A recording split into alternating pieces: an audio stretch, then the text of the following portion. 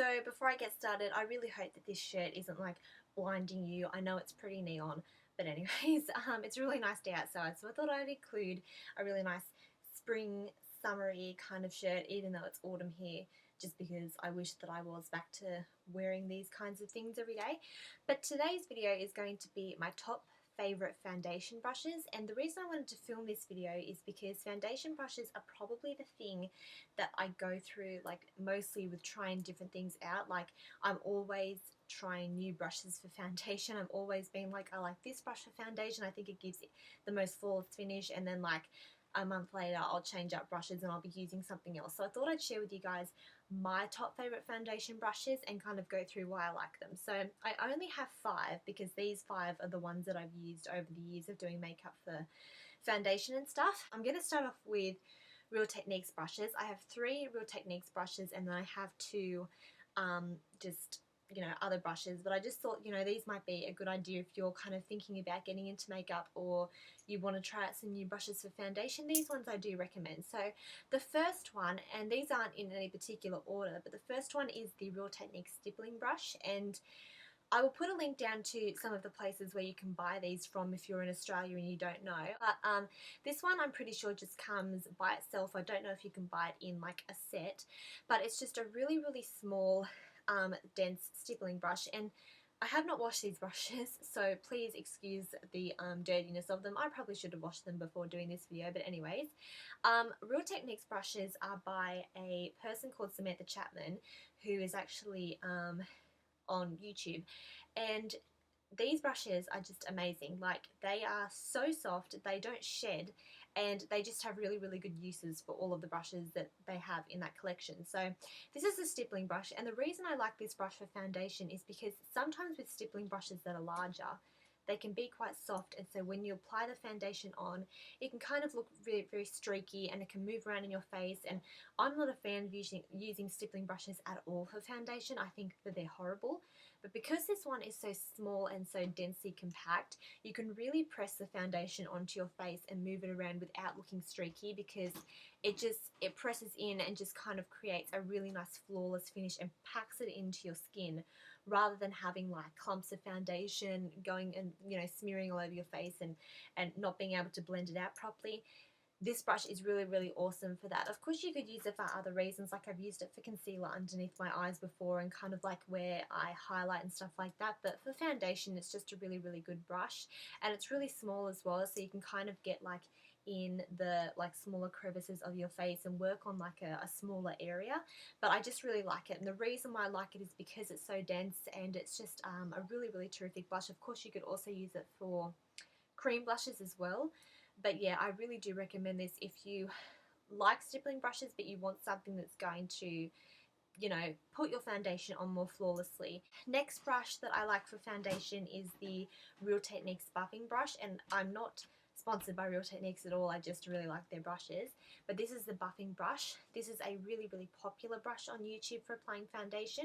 It's just basically like a flat foundation brush or a flat top brush, whatever you want to call it, but this really does once again buff in the foundation. Once again, it's really, really soft, but it's also dense at the same time, so it's not just going to let the foundation sit on the top of your skin, it's really going to buff it in. The thing that I do find about this brush actually is sometimes, like if I am buffing it around like that, it can kind of occasionally like move the foundation around. It can sort of be a little bit streaky, so you do kind of really have to buff it in, but you don't have to do it as much with this brush as you may with other brushes, because it is a buffing brush and it's designed for that.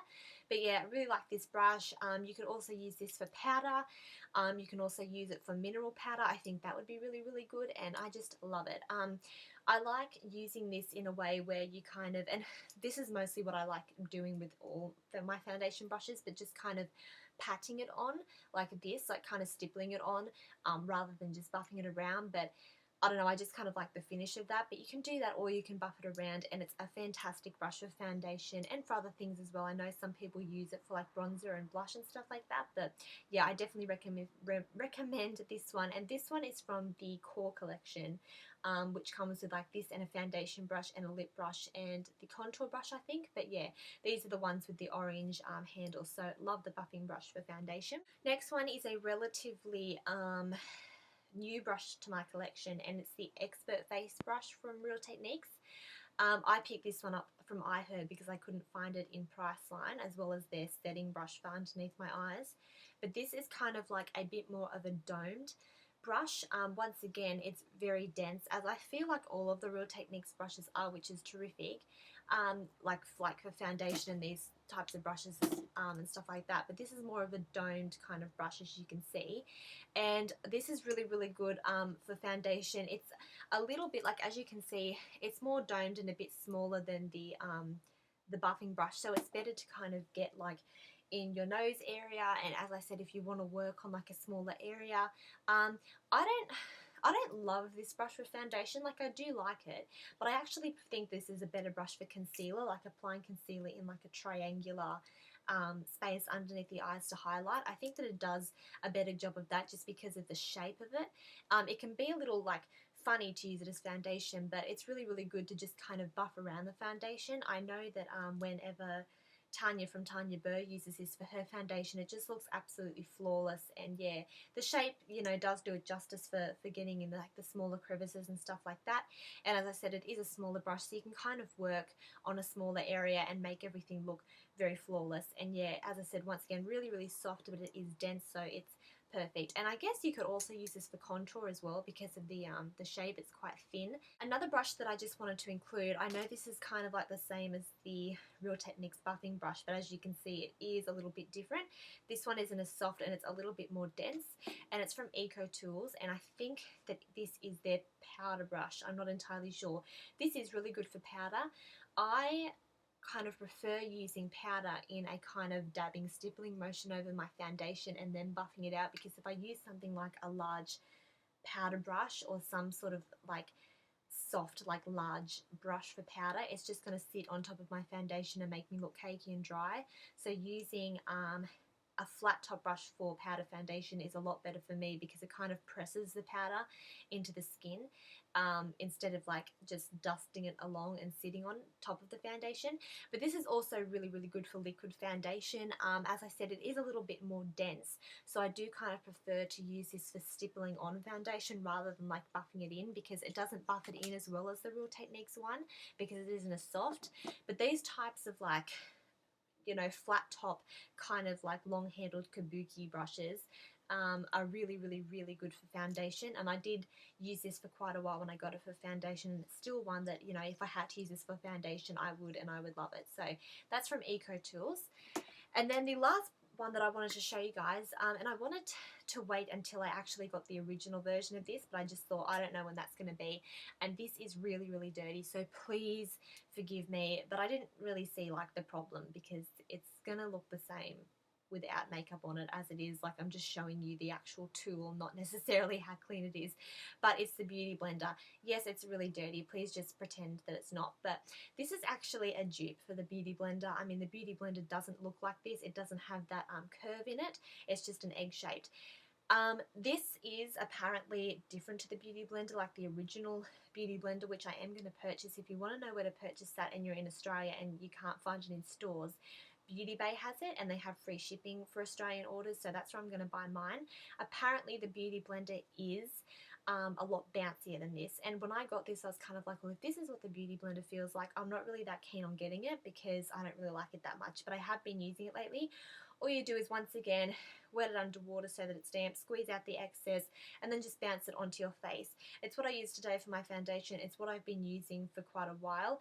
It really does give you that flawless kind of finish in terms of, it doesn't look like you're wearing foundation. It pats it and gets it right into the skin, rather than using brushes that can kind of leave it sort of sitting on top of the skin, or, you know, kind of streaky or whatever, and not blend it in as much. This blends it in completely. And the thing with the like little curve that you can get in the dupes are mostly for just kind of doing like around your nose area and stuff, and kind of that like grip, so that you can kind of grip it on if you're doing like that, or you can grip it from that side. So it is like a good concept. I have actually done a review on this, so I'll put the link down below or somewhere in this video for you to go check that out. But that's basically it. So they are my 5 favorite foundation brushes. If you are interested in knowing how I apply my foundation and what kinds of brushes I always reach for and always kind of switch around with, they're basically it. And those types of brushes as well, not just those ones, which I obviously really like, but those types of brushes, like your small stippling brushes and sponges, and more importantly like flat top brushes. I think they're amazing. So that's pretty much it. I hope you guys have really enjoyed this video, and I will talk to you all very soon. Bye.